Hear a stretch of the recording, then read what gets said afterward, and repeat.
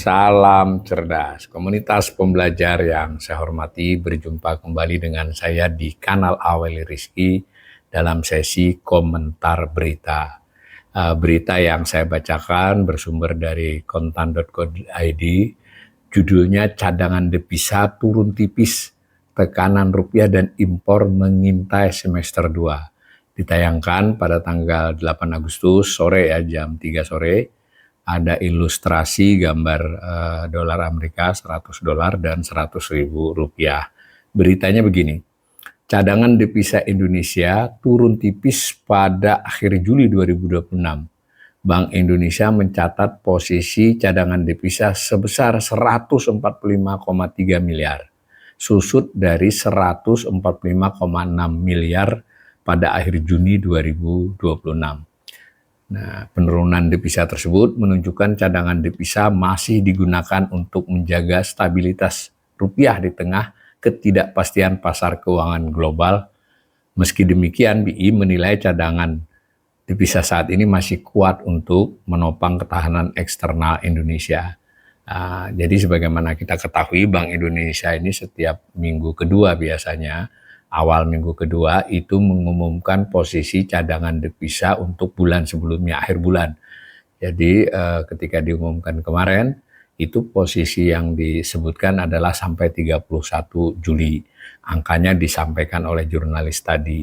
Nah, jurnalis juga mengutip bahwa menurut Bank Indonesia, nilai tersebut merupakan nilai yang cukup kuat gitu. Kita baca nih lanjutannya. Ketua Departemen Komunikasi BI Ramdan Denny Prakoso mengatakan perkembangan cadangan devisa pada Juli dipengaruhi oleh penerimaan pajak dan jasa serta penerbitan global bond pemerintah. Jadi ini sumber bertambahnya devisa ya.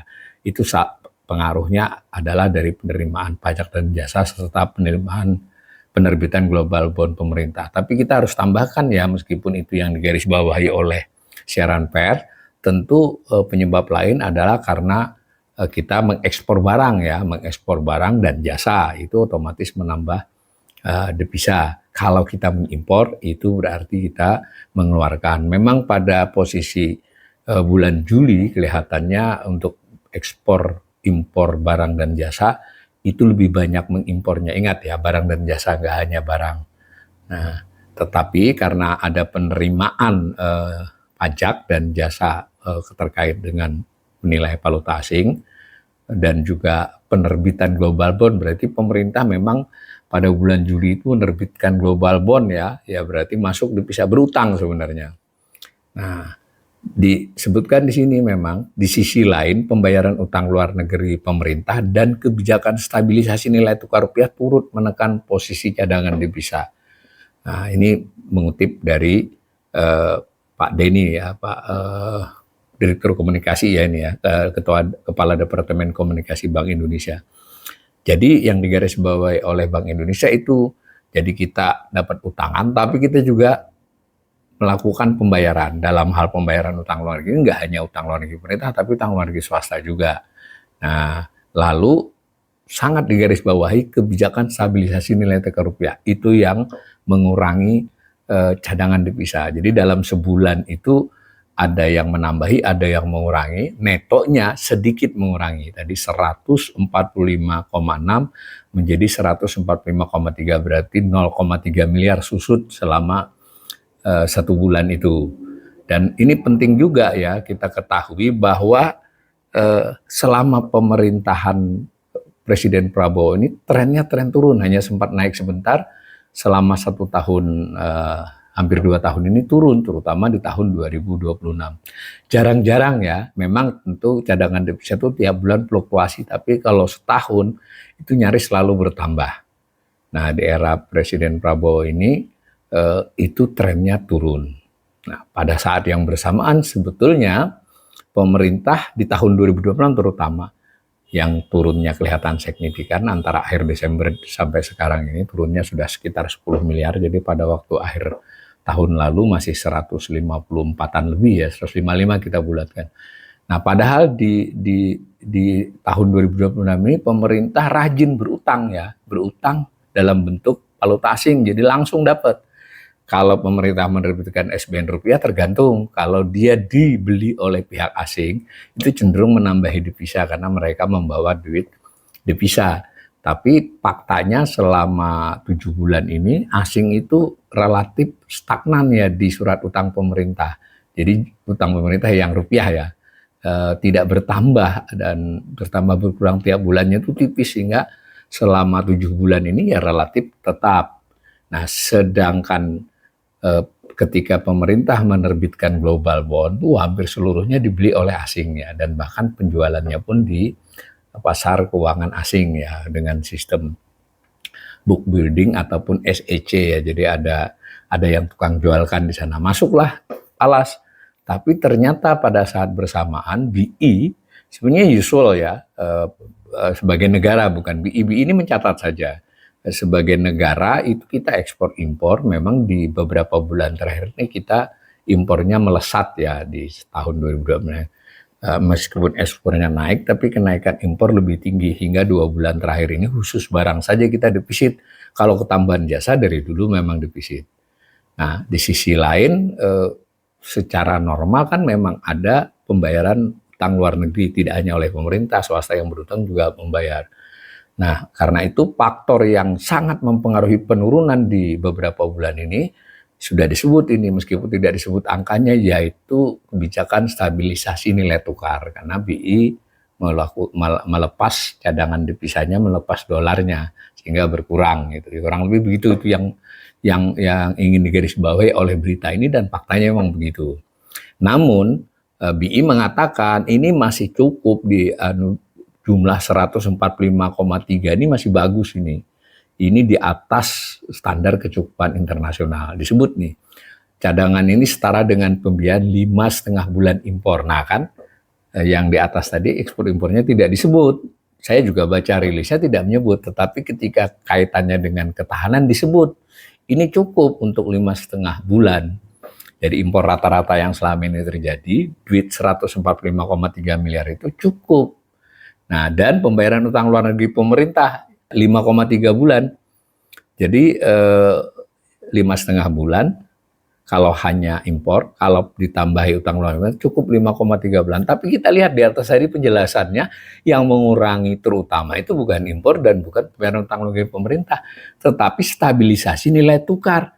Kalau tetap dilakukan stabilisasi nilai tukar dan kelihatannya kemungkinan masih dilakukan, itu berarti tetap cadangan devisa akan tertekan tapi ya tidak habis ya. Nah, jadi istilah standar kecukupan internasional sekitar 3 bulan impor ini juga udah jarang dipakai ya sebenarnya.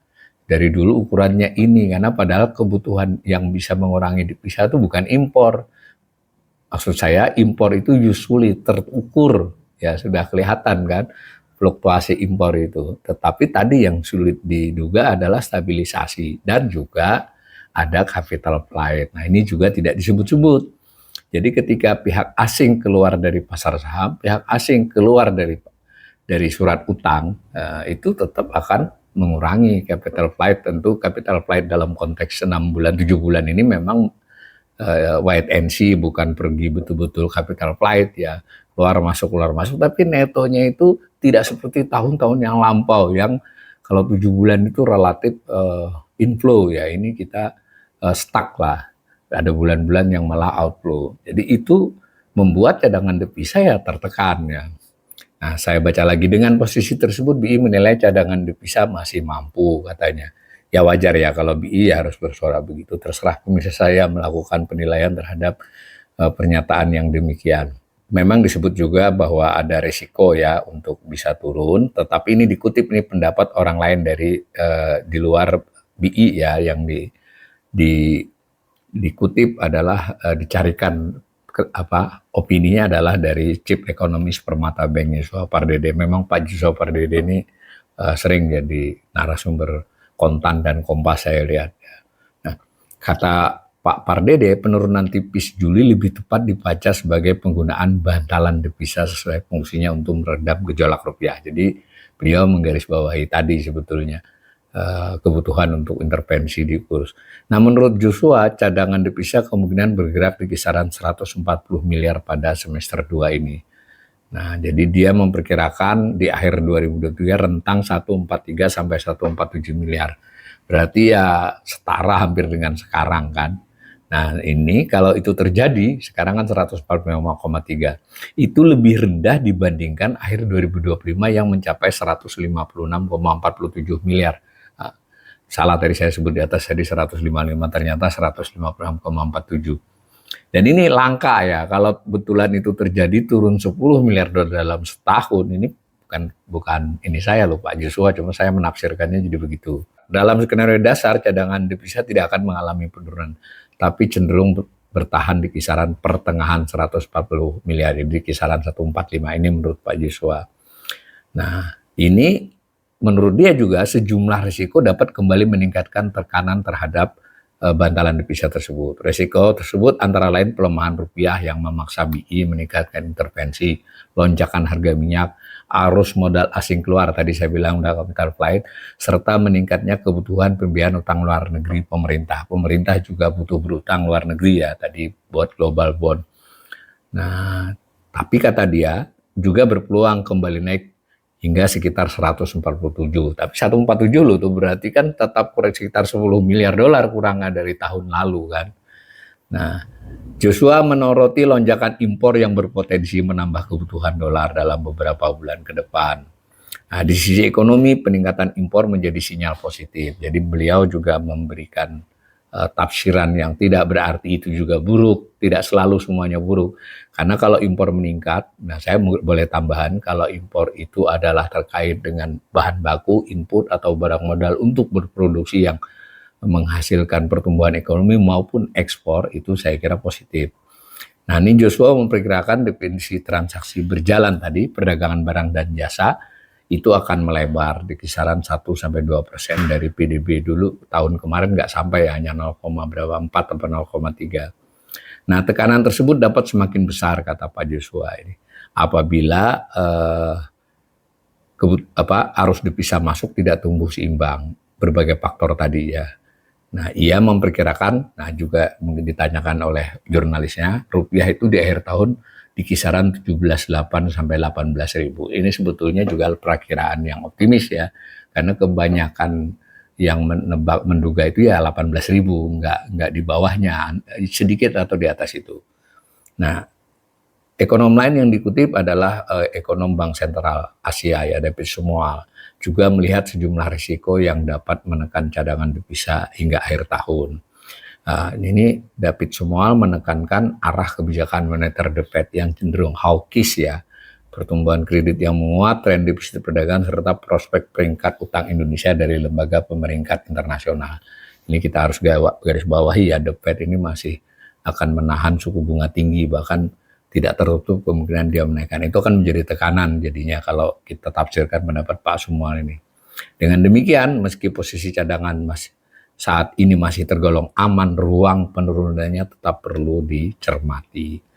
Nah, jadi kalau Pak David Sumual ini dibandingkan Pak Joshua tadi betul-betul mengingatkan beberapa risiko yang memungkinkan justru trennya bisa menurun dari 145 miliar dolar saat ini hingga akhir tahun nanti.